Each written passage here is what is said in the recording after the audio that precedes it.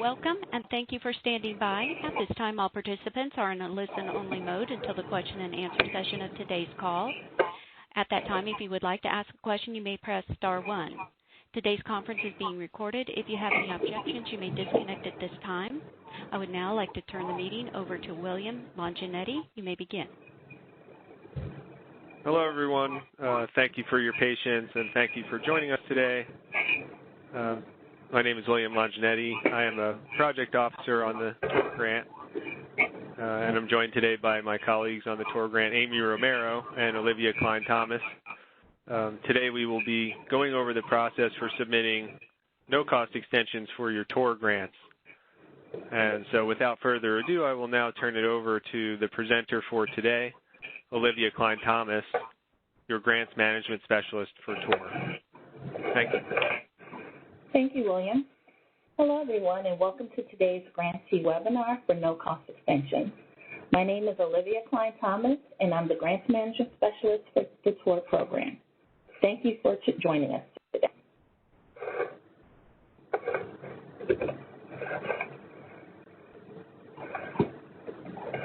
Before we get started, I wanted to mention an important change for those of you who may not be aware.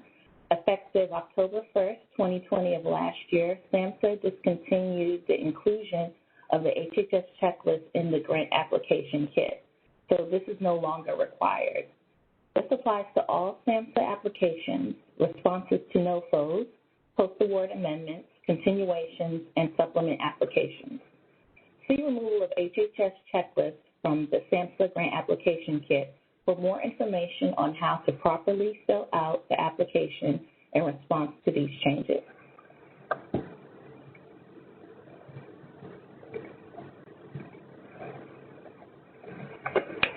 So, what is a no-cost extension? A no-cost extension allows a grantee to request additional time to extend the period of performance and date of a grant in order to complete the overall goals and performance outcomes originally approved in the grant award. Grantees may request a one-time extension of up to 12 months if additional time beyond the established project end date is required to ensure adequate completion of the original scope of work with funds already made available. The grantee shall notify SAMHSA through a post-award amendment providing supporting reasons for the extension and the revised period of performance, at least 60 days prior to the period of performance end date. No additional funds will be awarded for an extension. If the extension is approved, SAMHSA will issue an amended notice of award reflecting the new project end date. An extension may be granted for a federally supported project based on one of the following reasons. Number 1, to ensure completion of the originally approved project scope or objective, and or to permit an orderly phase out of a project's currently approved activities. The fact that funds remain at the expiration date of the project in and of itself isn't sufficient justification for an extension. Conversely, if grant funds have been fully expended, an extension should not be and will not be approved.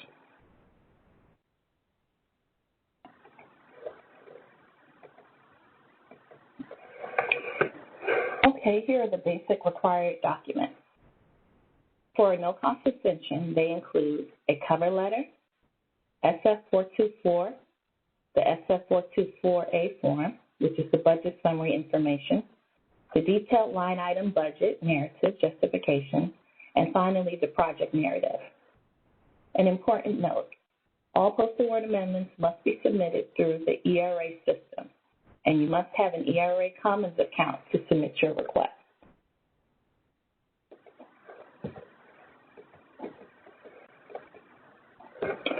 For the cover letter, it should be on organization letterhead. It must include your grant award number. It should be signed by the authorized representative and the program director to maintain checks and balances. In the body of the letter, it must include an explanation as to why project goals were not completed during the award project period. It must also include the amount of additional time needed for the no-cost extension, not to exceed 12 months. It must identify the remaining program goals to be accomplished during the no-cost extension period. And finally, it must identify the estimated amount of remaining funds that will be used during the no-cost extension.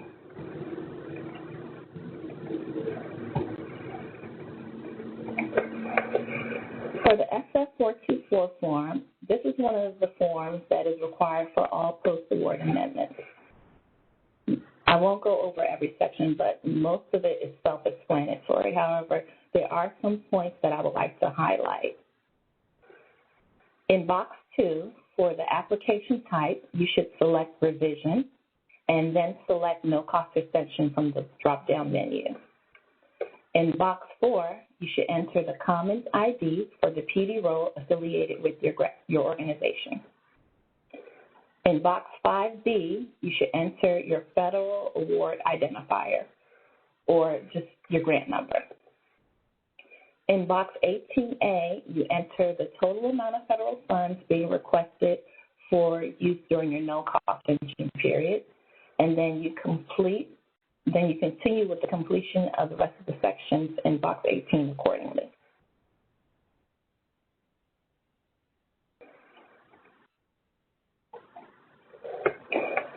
The SF424A budget summary form breaks out the budget information for the no-cost extension requested. It has 3 sections. I will talk about sections A and B. In section A, the budget summary, this is where it says federal amount requested. You will enter the total amount of your no-cost extension. No match is required. In section B, the budget category on line K, which says total, this is the same amount that you entered in section A. So at the end of the day, you're just going to enter the total amount for your no-cost extension.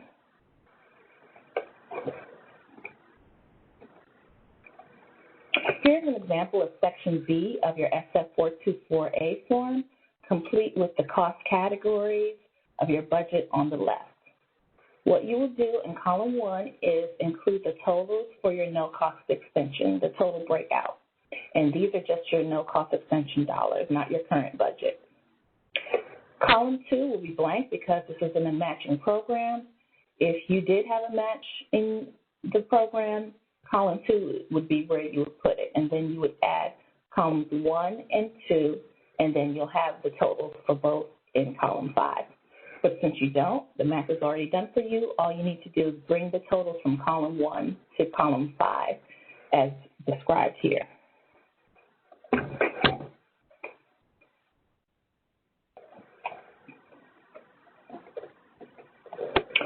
One of the most frequently asked questions from SAMHSA grantees is related to the completion of the detailed budget and narrative justification for submission.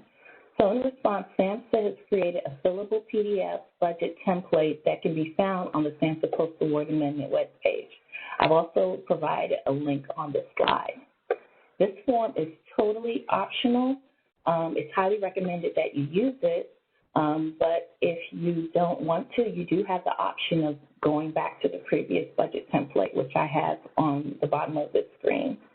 Please note for the PDF template, the new one that is, to function as designed, it must be downloaded to your computer and open directly in Adobe Acrobat or Reader instead of your browser.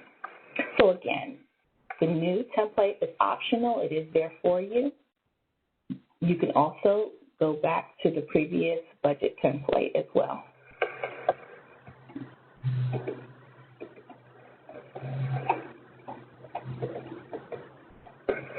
For the project narrative, this is your opportunity to elaborate more on what was said in your cover letter.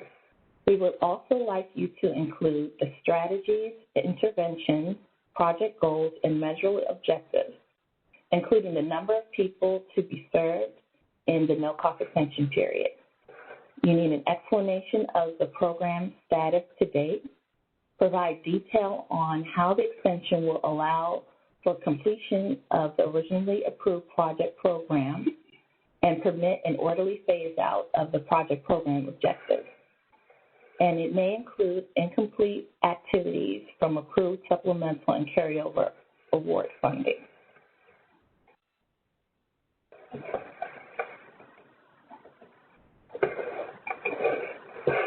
On the final step of the application submission, the signing official will need to enter the grants.gov AOR credentials. These are not the same as the common user ID and password. To verify if you have the authorized representative role and that it is active, log into grants.gov through this link, and then select My Account, Manage Profile. If you do have the role and you are unable to submit, please try resetting your password in grants.gov. If you have any questions about the AOR credentials, please contact grants.gov directly at support@grants.gov or 1-800-518-4726. Please be sure to state that you need the AOR credentials information, not the grants.gov login.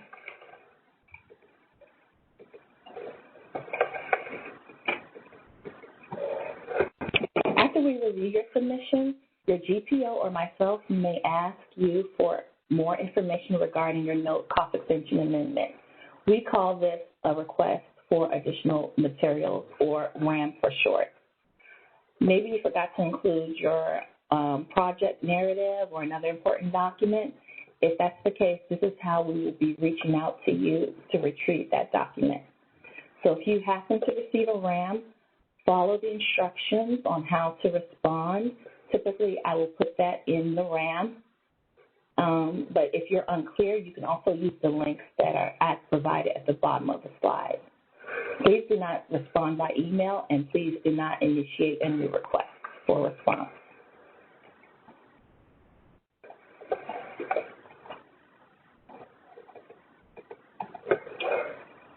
Okay, before I take your questions, let's have a quick final overview of the no-cost extension process. The no-cost extension is requested if additional time is needed to ensure completion of the originally approved program, project, and to permit an orderly phase-out of the project program objectives. The no-cost extension is a one-time extension of up to 12 months. It may not exceed these 12 months. The no-cost extension must be submitted no later than 60 days prior to the project end date. So in other words, no later than July 31st, 2021. Requests for additional funding or changes to the project scope / objectives will not be approved as a part of the no-cost extension. We will not approve an extension request if the primary purpose of the extension is to permit the use of unobligated funds. Requests must be submitted through ERA comments. If no cost extension is submitted, the project period end date will remain September 29, 2021, and the grantee should prepare for closeout.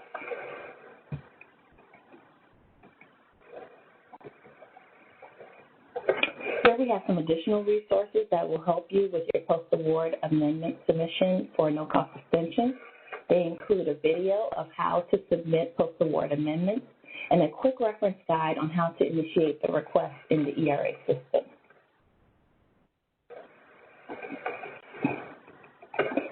Here is our contact information. For fiscal or budgetary questions, please contact me. And for program-related questions, please contact your assigned GPO. You can find this information on the last page of your notice of award.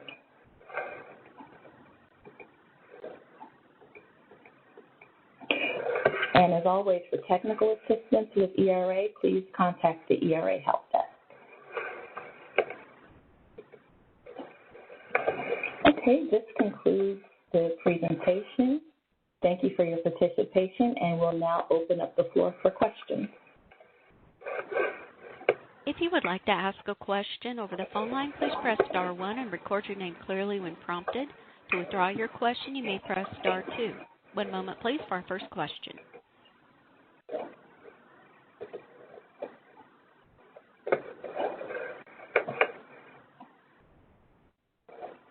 So if you'd like to ask a question, you can either do so over the phone line by hitting *1, or you can ask a question through the Q&A box if you'd rather not speak over the phone.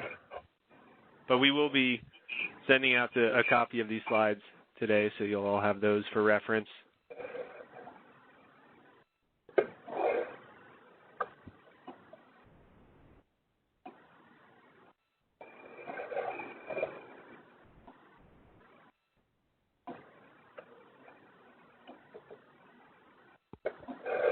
We have one question in the chat. Will this PowerPoint be sent to those in attendance? Yes, if you're a part of the listserv, we will be sending them out. If you're not a part of the listserv, please enter your email in the chat box and we'll make sure you'll get it. I show no questions in the phone queue.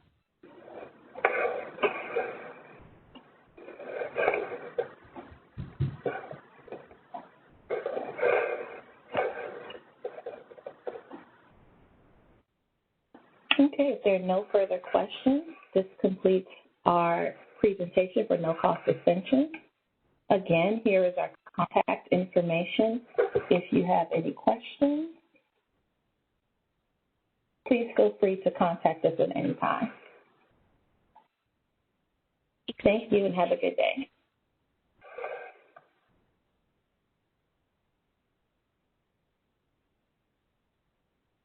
This now concludes today's conference. Thank you for your participation. You may disconnect at this time. Speakers, please stand by.